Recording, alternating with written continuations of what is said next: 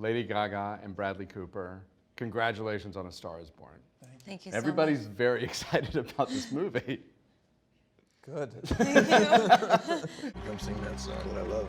No, I can't do that. Here we go. It's not funny. Look at me. All you gotta do is trust me. That's all you gotta do.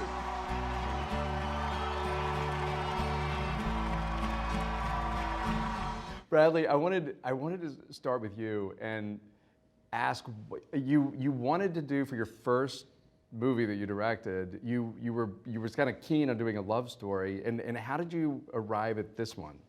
You know, I always knew I wanted to direct. I've always grown up making movies in my mind, and so compositionally there were a lot of things that were occurring. I would start to go to this Glastonbury Music Festival about 6 years ago, and I just loved the point of view of the stage. And it was just a series of events that occurred, and then Clint Eastwood was going to direct a version of this movie, and then that didn't happen, and I thought I was a little young at the point. You know, it was just so many. And then I got older. I went through American Sniper and Elephant Man, and then I said, you know what? I'm 40 times the biggest currency now, and I thought, you know what? You know, just stop saying you're going to do it and actually do it. And I had a point of view about a love story that I wanted to tell through two musicians. But it really wasn't until I met Stephanie that I knew that, okay, now I'm ready to strap on the oxygen tank, go hand in hand with her, and let's go up the hill. When did he first bring this to you? I actually performed at a cancer fundraiser for Sean Parker, and I was singing La Vie en Rose that night. And Bradley was in the, I almost called you Jackson just now. Bradley was in the audience. And the next day, he came over to my house to meet me. And it was really like instantaneous. As soon as I saw his eyes, we had this instant connection. And, you know, we're both from the East Coast. We're both Italian. You know, before I knew it, I was heating up some leftover pasta for him in a pan, and we were eating together. And then he wanted to sing together.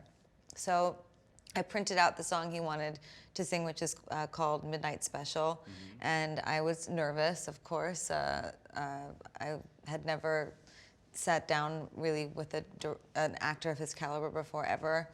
And I started to play, and he started to sing, and I just stopped playing, and I looked over at him, and I said, oh my gosh, Bradley, your voice, you have a voice, you can sing, oh my gosh. It comes from his gut, it comes from the inside of him, you know, the nectar, you know, of his being. It's so soulful. And then he said, should we film it? So he took out his cell phone and he filmed us, and we started to sing together. And before I knew it, we were harmonizing and we were laughing and we were looking at each other. And I really truly knew in that moment, that he's the only actor in the world that could play a rock star.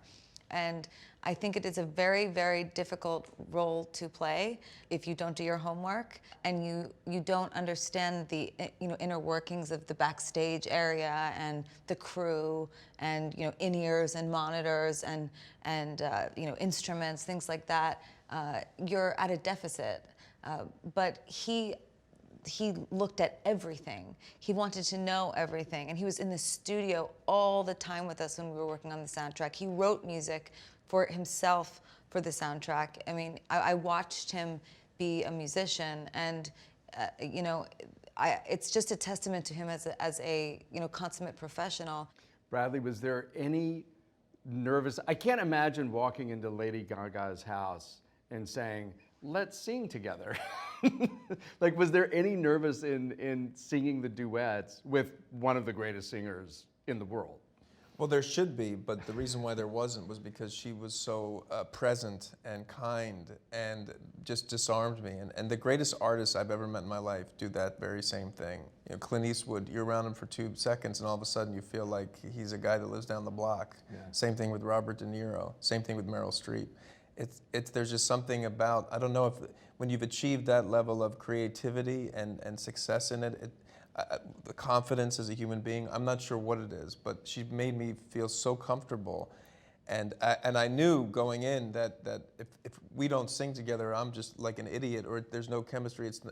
I wouldn't even want to ask her to go on this journey. So, but it kind of just happened organically, I have to say. Yeah. Like I had this idea in my mind, maybe we would. I didn't know it would be 10 minutes into meeting her. You know? It kind of happened when I walked in the living room and I saw your white piano, and then we were outside and I'm like talking to you, I'm thinking, maybe we should just try it. And that's why I said, listen, do you want to just sing this song, which she had never heard, didn't know. And we taped it, and we only sang it once, and that was what I filmed. Just on my iPhone, right on the piano. Do you still have the video? Oh, sure do. Uh-huh. And it was part of what I showed to Warner Brothers to get the movie green. Oh, wow. Yeah.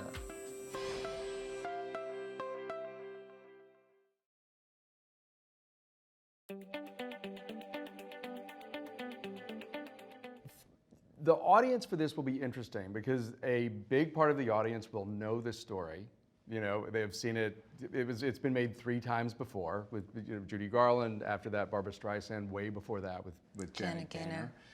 And then other people will be coming, and a lot of your audience especially will be coming to this cold. They don't know the story. So I want to ask, what is the story of A Star Is Born? What is the movie about? I mean, the truth is, it's for you to say, and it's for everybody, all the viewers. There's a lot of different things that we were grappling with and investigating in this movie. Trauma, what it is to have somebody at your side, somebody who inspires you, what it is to be in a relationship in an honest way, what, you know, the true commitment, what that entails, what it means to be in a world where you're successful, with what you do is deemed successful. How does that affect you as a human being? All of these things are things in the movie that we wanted to tell and to investigate. But the truth is, it's up to you now. The basic plot, for anyone who doesn't know, is you play Jackson Maine, a legendary rock star who meets a young, beautiful woman who has this incredible raw talent, and you help her in her career, and she becomes very famous, and he continues on a somewhat self-destructive path. Was there something that spoke to you about this story that you wanted to tell? For you personally, what resonated? All the things I just talked about. I knew I wasn't going to direct a movie until I had a point of view, and movies have been healing to me because you identify with them. And the greatest thing is if you're identifying with somebody on a 30-foot screen. That's an incredible magic trick that a storyteller is able to do, as opposed to just admiring it. You actually are feeling something and connecting with it.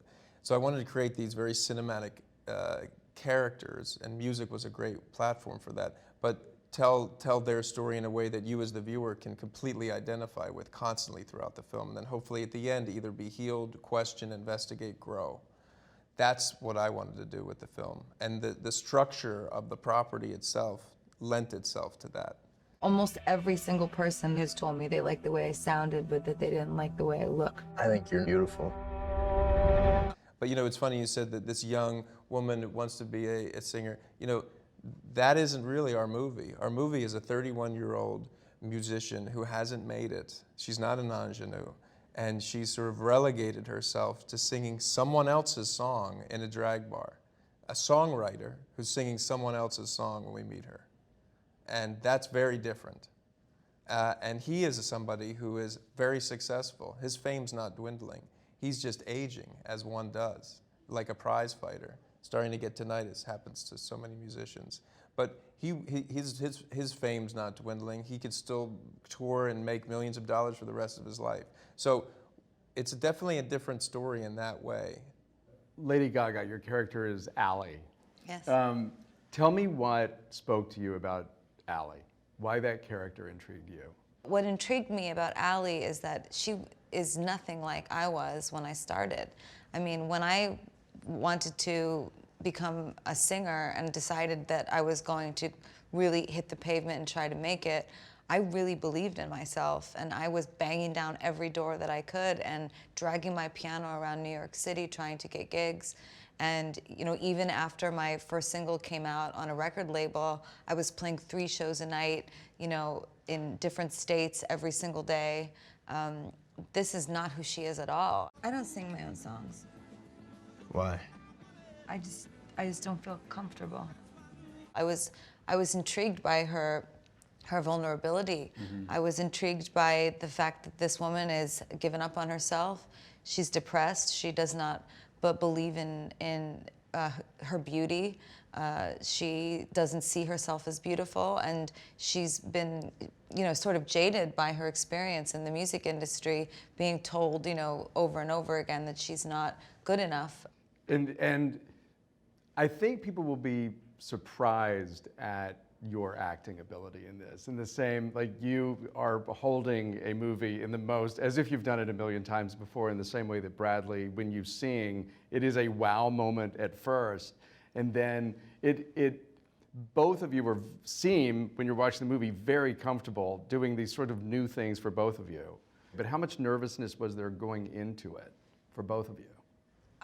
For me, there was not nervousness because we really made a contract, together as friends when we first met and when we decided to do this. That he said, you're an actress, and I said you're a musician, and we shook hands. And when you have that exchange with a collaborator, it makes for a very pure artistic experience.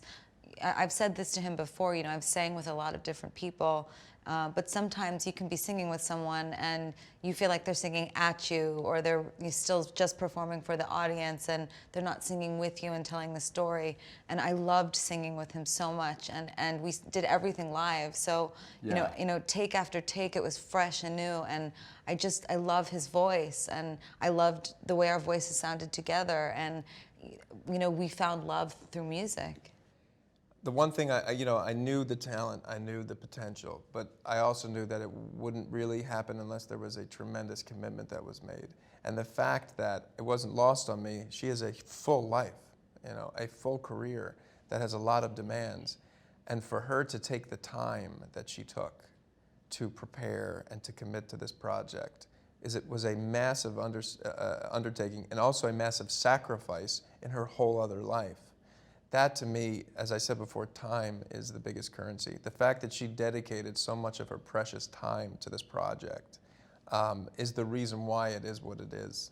But that was a symptom of Bradley's passion.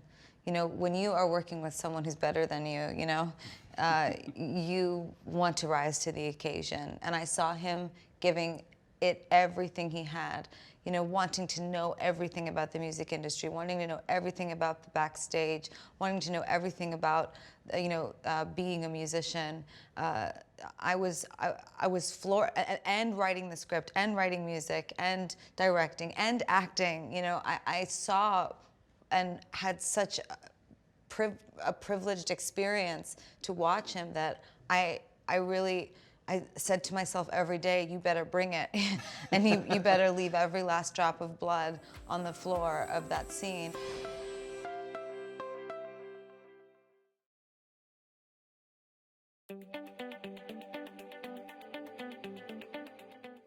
How did it feel for you, Bradley, when because you sang everything live, which is part of the power of the film.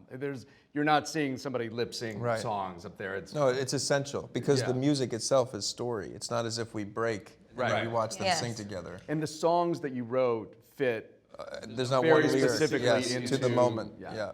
How did it feel for you? I think it was very early on when you first got up in front of 80,000 people with Lady Gaga to sing. How did that feel for you to look out at that sea of people, and you'd never done anything like that before? I mean, the gift was, the first time we went on stage was the week in between the weekends that Stephanie did Coachella, and the first time was "Dig in My Grave," a song that's on the soundtrack that didn't wind up in the movie.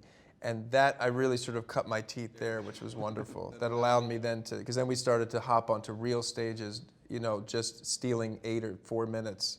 But it was because I had that camaraderie on stage and that, okay, it's gonna be okay. And she's looking at me like I'm a musician, So when she's looking at me and believing I'm a musician, well, I must be a musician. Honestly, and she doesn't lie when she's acting at all. I mean, it's like, if it's not there, she's not gonna pretend it's there. So that was wonderful to just stare across as we're singing this song, like, oh yeah, we're actually doing it. There's people listening and we're singing. It was kind of thrilling. Yeah, it's pretty impressive. The other thing that I noticed about this movie, many, many times in love stories and or romantic comedies, anything where you see two people fall in love, you often note that the falling in love part rings false, and often you just kind of go with it anyway because it's a fun story. In this, I could tell that you really took pains to make the falling in love between these two people very, very believable. And it's way more than someone saying, I love you. There were just these little moments. Can you tell me a little bit? In fact, they don't say they love each other. The whole Yeah, movie. I mean, He says just it as once- I said he that, says it it occurred once to right me. before she Yeah. goes on stage, and that's it. She never says it to him. It's because it's not in the dialogue, it's in the way they look, it's in the close-ups of people as they do things or say other things. Can you tell me a little bit about how you conveyed that these two people were falling in love, just the techniques you used and the moments you used? That really came down to script and structure. And because I knew if you don't buy into these two people, Yeah. you're not going to be able to go on this very treacherous journey, you know, as it speeds up and starts to head downhill. You just won't be on board. And the idea rhythmically came out of, I remember when I first moved to Hollywood and started to become friends with people who were very successful, I realized that a night out with them was not a night out with me and my buddies in Philadelphia. The access to go places and the night just takes us, I always found that so thrilling. I still can recall nights out where I'm like, wow, and then they go here and here. So I really wanted that to be a major part of their interaction. The night where he just picks her up and then they go on this night, who knows where it's gonna end up. And you often wind up at like pizza joints with a really famous person. You're like, oh, you do this too? I mean, there's so many elements of that I didn't know if someone who hasn't been in that world knows that exists. So that was the basic structure. I wanted a night out, but it's hard to start a movie in like almost real time. You kind of have a real time experience with them. Yeah. It's one full night, you know. But in that, I thought, is really the opportunity to have a 20-minute sort of intro to them where we can really just take moments, because it's all about moments. And they both had to discover each other as musicians, true musicians, musicians that can inspire each one of each other and also be attracted to each other, and that there's chemistry. So those were the demands, and I just plotted them out. You know, he first hears her sing, he loves her voice, they have that connection when she's close to him. He's kind of bewildered at that connection, almost like, wasn't expecting that. Then he goes backstage, still interested in her, but it's not until they're in the parking lot. But before that, she's like, recognizes who he is, like, wow, that's kind of crazy. But then when she goes out to meet him for them to go out on the night to the bar, she hears him sing this song in this drag club and is completely moved and inspired in a way that surprises her. And then she surprises him in the parking lot when she sings this song that she wrote, and he realizes she has a lot to say. The very thing he said to her in the bar, he witnessed.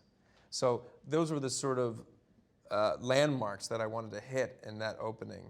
But I had the beauty of doing it with her, so it was effortless. And it is when she's singing La Vie en Rose in the bar, and they've never met before, but she's laying back, and it's a close-up on you looking at him, and that moment is really magic. And I think there's the build and those great moments together, but I was with it from that moment, just the look in your eyes, where you kind of stopped performing for a second and you just saw him. Yes. And there was the recognition, and then there was something else. Well, she recognized him before that. If you look at the movie again, she notices him as she's clearing one of the lights. She looks down. Oh, it's funny. I kept wondering, has she noticed that? Yeah, she the notices him biggest there. rock star in the world. Yeah, is and in then it? she says, I thought that was you.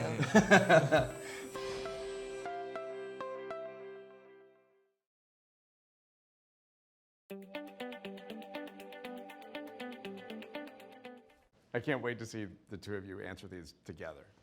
So this is called the Kegel Exercise. And you just, because my name's Jess Kegel. Anyway, it's just fill in the blank. Love it. And I will let Lady Gaga ask you to fill in the blank, and then Bradley, you fill in the blank, same question. And you can answer for each other if you want. And you feel free to skip questions if you want to do that too. Okay. Nothing's bad. Skip. I knew you'd do that. Close friends describe me as Kind. Close friends describe me as.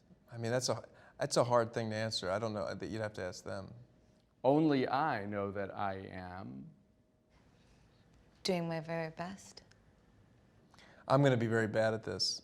No, 'Cause you I won't be literally bad look at it. literally I'm pretty transparent. I don't think only I for anything. I mean, this person, she knows everything about me, every single thing. So the answer As do is you. yeah. So the answer is there is no only I. The song that always makes me dance. Thunder Road. Bruce Springsteen. Right now, it's Cecilia by Simon and Garfunkel. The movie I've seen the most times is The Wizard of Oz. That's a tough one.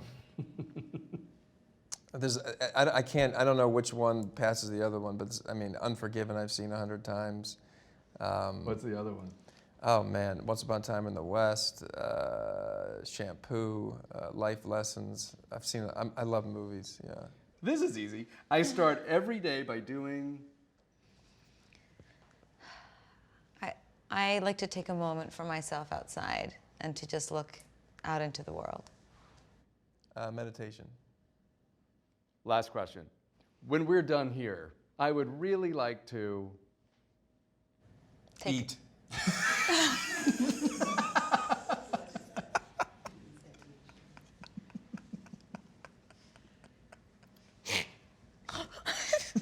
Did he take your answer? No, she just We just said at the same time exactly. I meant take a bath. All right. Thank you so much. Congratulations on the movie. Thank you. Thank you It's so just- much. Thank you. Thank you. Congratulations.